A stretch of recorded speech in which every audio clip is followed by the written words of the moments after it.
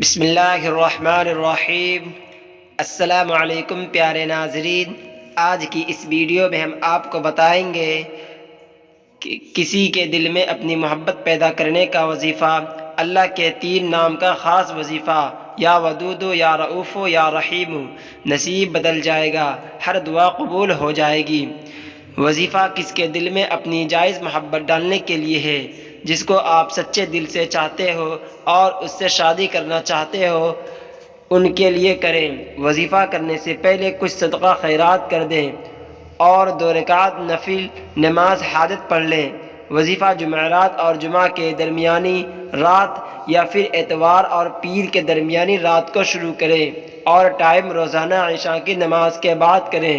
3 مرتبہ اول و آخر درود شریف پڑھ لیا کریں۔ 300 مرتبہ یا ودود، یا رؤوف، یا رحیم پڑھیں۔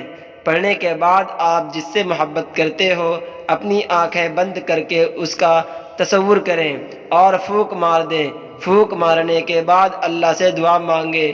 دعا مانگنے سے پہلے بھی درود پاک پڑھ لیں اور جس سے بھی چاہتے ہیں یہ دعا کریں کہ یہ اللہ اس کے دل میں میری محبت پیدا کر دیں اور میری اس سے شادی ہو جائے۔